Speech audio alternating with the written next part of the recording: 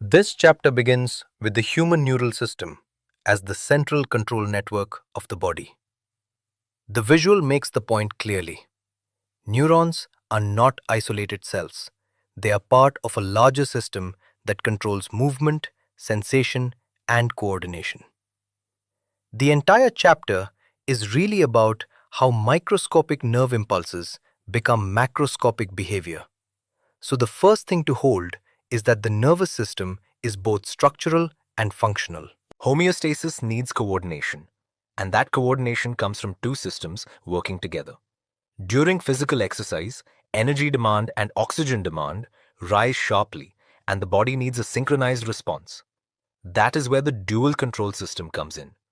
The nervous system gives quick point-to-point control, while the endocrine system provides broader chemical integration through hormones. The key contrast is speed versus spread.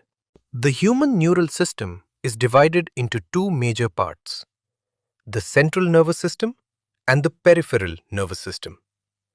The CNS includes the brain and spinal cord and acts as the main information processing and control site.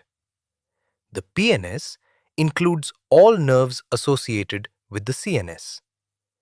Within that, afferent fibers carry signals from tissues and organs to the CNS, while efferent fibers carry signals from the CNS to tissues and organs. That afferent-efferent split is one of the most important classification ideas in the chapter. The efferent PNS is further divided into the somatic neural system and the autonomic neural system. The somatic system relays impulses from the CNS to skeletal muscles and is voluntary. The autonomic system relays impulses from the CNS to involuntary organs and smooth muscles. The slide also gives the exam trap. The visceral nervous system is not a separate third system. It is a subdivision of the PNS and includes nerves, fibers, ganglia, and plexuses involved in communication between the CNS and the viscera. That distinction prevents a common classification error. This topic is about the hardware of a neuron. The cell body, or soma, contains the cytoplasm, organelles, and granular bodies. Dendrites are short branching fibers that carry impulses toward the cell body. The axon is the long fiber that carries impulses away from the soma. And the synaptic knob is the bulb-like terminal that houses synaptic vesicles filled with neurotransmitters. The Nissl granules note is important. They are found in both the cell body and dendrites, not just in the soma. Neurons are classified by the number of axons and dendrites. Multipolar neurons have one axon and two or more dendrites, and they are found in the cerebral cortex. Bipolar neurons have one axon and one dendrite, and they are found in the retina of the eye. Unipolar neurons have the cell body with one axon only and are usually seen in embryonic stages. This classification is simple once you connect structure to location. The insulation compares myelinated and unmyelinated axons. Myelinated fibers are enveloped by Schwann cells forming a thick myelin sheath, and the gaps are called nodes of Ranvier. They are found in spinal and cranial nerves. Unmyelinated fibers are still enclosed by a Schwann cell, but they do not form a myelin sheath. They are found in autonomic and somatic neural systems. Here's the trap to remember. Unmyelinated nerve fibers are still enclosed by a Schwann cell. Absence of myelin does not mean absence of Schwann cells. The resting state is the polarized membrane state. When a neuron is not conducting an impulse, the membrane is more permeable to K+, Then to Na+. and negatively charged proteins remain inside. That gives the interior a net negative charge and the exterior a net positive charge. This stable electrical difference is the resting potential. So the resting neuron is not inactive. It is charged and ready. The sodium-potassium pump maintains the battery of the neuron. This is active transport, not passive leakage. The pump moves 3 Na plus out for every 2 K plus in, which keeps the interior of the neuron net positive relative to the outside structure of the pump action. The memory hack on the slide is excellent. Nokia 321. 3 Na out, 2 K in, 1 pump. That unequal exchange is what preserves the resting gradients.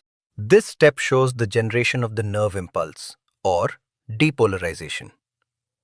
A stimulus at the excitable site opens the pathway for Na+. The membrane becomes freely permeable to Na+, and there is a rapid influx of sodium into the cell. The polarity flips, and that reverse state is the action potential. The sequence is very important. Trigger, reversal, rush, shift. If Na plus rushes in, depolarization begins. Conduction is the domino effect along the membrane. Current flows along the inner surface from side A to side B, and the outer surface completes the circuit in the opposite direction. This creates a traveling wave, not a stationary event. The result is that the action potential moves forward from one side to the next along the axon. That is how the signal keeps traveling instead of dying at the first point of excitation. Repolarization resets the system. The stimulus-induced permeability to Na plus is short-lived, and then K plus permeability rises sharply. Potassium diffuses out of the membrane, restoring the negative interior and bringing the membrane back to the resting state. The key point is that the neuron is now ready for the next stimulus.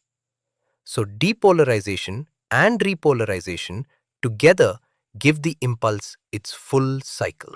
Let's trace the complete electrical cycle of a neuron.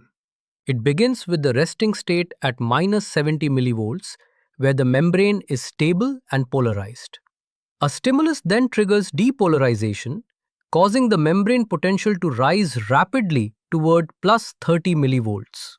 This reaches the peak or overshoot phase, where the inside of the neuron briefly becomes positive. After that, repolarization restores the membrane back toward its resting condition as potassium moves out of the cell. Together, these stages create the action potential, which travels as a self-propagating wave of electrical change along the neuron. The final exam readiness checklist.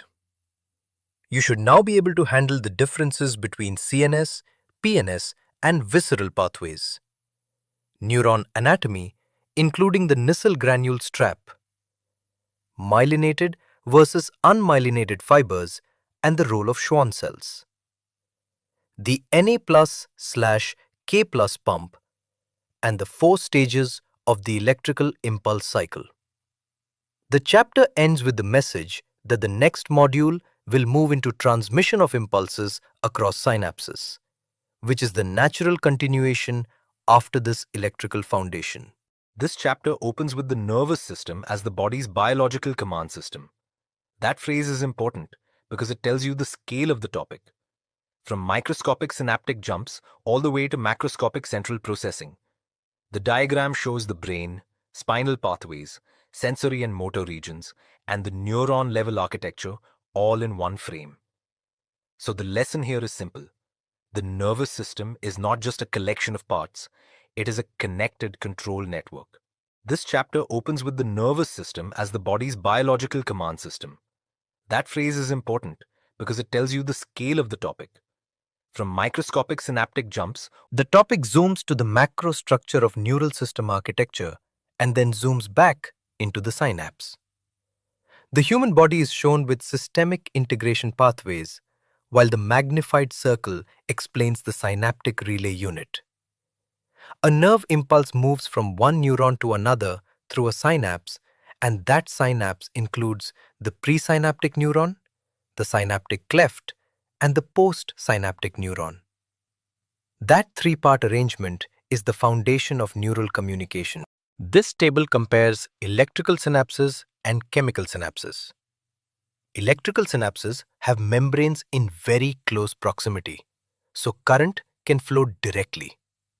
They are faster and resemble single-axon conduction, but they are rare. Chemical synapses, by contrast, are separated by a fluid-filled synaptic cleft and depend on neurotransmitters. They are slower, but they are the dominant system in the human body. Here's the key exam idea.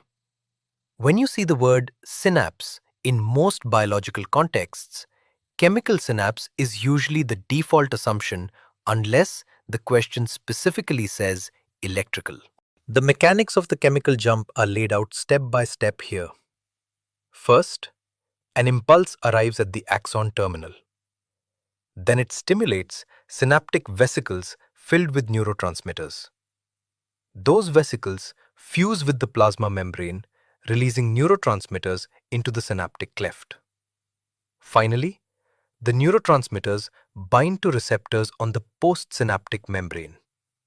That is the full transmission sequence, and every part of it matters. If one step fails, the signal fails. Now let's learn what receptor binding actually does. When neurotransmitters bind, ion channels open. Then ions flow into the postsynaptic neuron and create a new potential. That outcome can go in two directions. If the result is excitatory, it triggers further action potential and causes depolarization. If the result is inhibitory, it blocks the signal and leads to hyperpolarization. So the receptor is not just a docking point, it determines the nature of the response. This part shows why all those microscopic events matter. Millions of local excitatory and inhibitory potentials do not stay isolated. They are routed through neural integration pathways toward a central processing hub, the human brain. A single synaptic junction is small, but millions of such junctions create the body's macro-level control system. That is how movement, thought, perception, and regulation emerge from localized chemical and electrical events. This slide brings the entire chapter together as one flow of neural coordination. It begins with the neural system, which is made of specialized cells called neurons, followed by the human neural system with the CNS and PNS. From there, focus shifts to the neuron, the structural and functional unit responsible for receiving and transmitting signals. The next step is the generation of nerve impulse, where the resting membrane potential is established. And finally, the transmission of nerve impulse, which moves through depolarization, peak, repolarization, hyperpolarization, and return to resting state. We hope that you have understood the topic. For more such content, explore EduRev app.